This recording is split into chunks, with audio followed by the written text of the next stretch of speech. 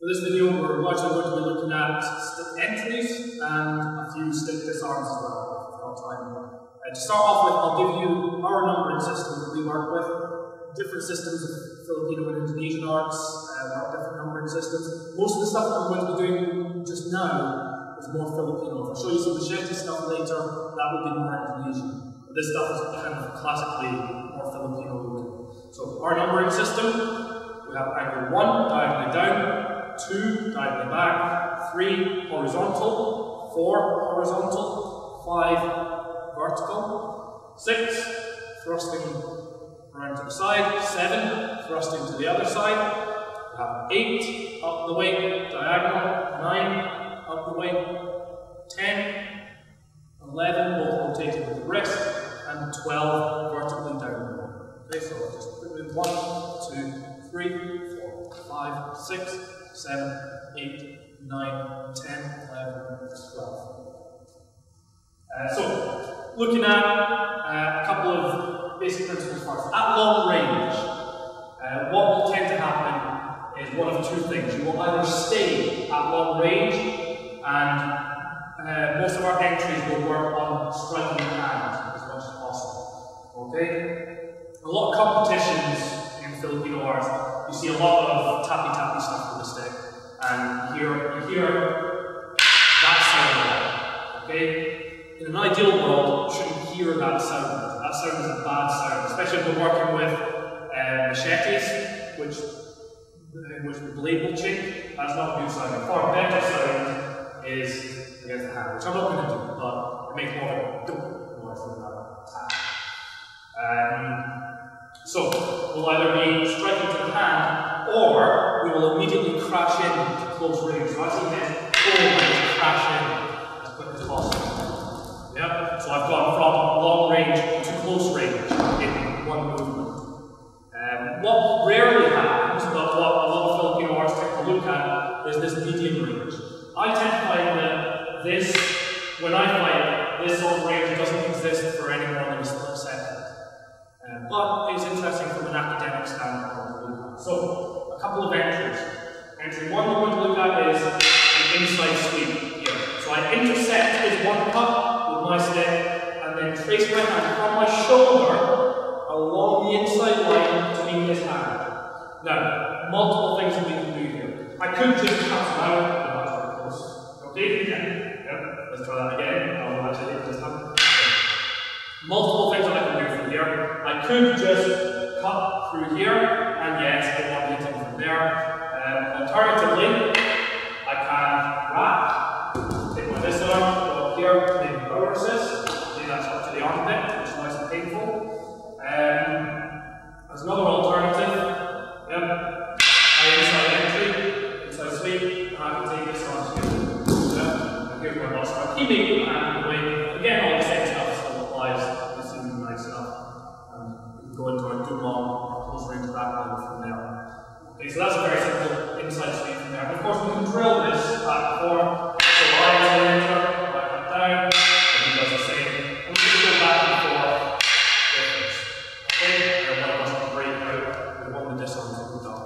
Another disarm we can look at very fleetingly is a leverage-based disarm, where I either start a stick, press up with my stick and down with his stick, or I enter and put my arm away. I use this here. And yes, I can scoop here, there, and start here. And just take the back from there. Okay? So, that's the inside sweep. We also have what I refer to as an overhead entry. It's not quite a roof block. Roof block for me is here, a slanted seldom angle, where we just craft right in, and we're immediately to close range. The overhead entry is more of a sort of mid-range entry. I stop his hand, and cross it here. Okay? Now, disarm, I could go into the live hand wrap, which we did earlier. I can also do stick hand wrap, in which I will rotate my stick, get shot, over to the lower forehead, my throat, don't really have to. But I rotate my stick over, and implicitly, I'm going to catch this here. I'm going to step back with my right foot, and twist. There. Now, immediately, that gives me options. Multiple follow-ups for that, he hits. Then back behind, here, yep, I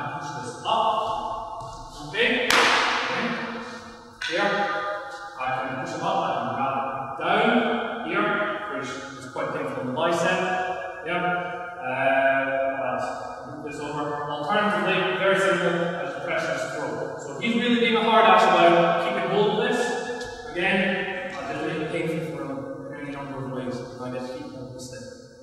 And another very simple entry from the 1 cup is a rollover entry. So he feet going here.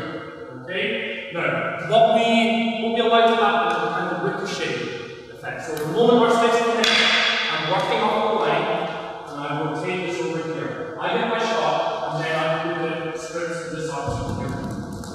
Yes, I grab that, and I just keep going. Take the shins out for a while. Okay? But footwork and angulation is important for this one. I do not stay at this image. That's just too close for comfort. Okay? I need to work my angles. Okay? From a 2 cut, which we'll do from the other side, which is this backhand strike, a couple of entries we can do. Just do a very simple stop, and a couple of disarms. We'll get a live hand wrap here. Yep. There's your disarm. Or again, just from standard stop, and go stick hand wrap. I always want to get my open the eye. I get my disarm there. Okay? Alternatively, from a 2 cut, he feeds, I can go loose block here. Okay? And again, different things. Again, so that's slapping down here and turning there. Yes, I can hit it straight away. Just take that off. Okay? Alright, let's yeah. And carry on from there. Here's what I'm doing. Okay? It's not full power assisted heat, it's just a slight bump. But it's not. So a couple of entries from the 2 cup there and a couple of disarms. We'll look at the 5 cup very fleetingly. So you go there, and then inside entry it, and then there's the same live hand wrap that we normally do from the 2 cup, or I can outside entry here, and we'll take the disarm there. Okay, all very simple. So it's just working off the line, depending on what we're going to do for. But you'll notice with all of these entries, okay, 1 cup please, so all of them, they all incorporate the live hand. 1 cup again. Overhead entry, live hand. Here. From 2 cup, live hand. Then, live hand. It's all there. And always. Same with 5 cup. Then, there's our live hand. Ready. There's our cups. Okay? So, always be aware that you have this hand.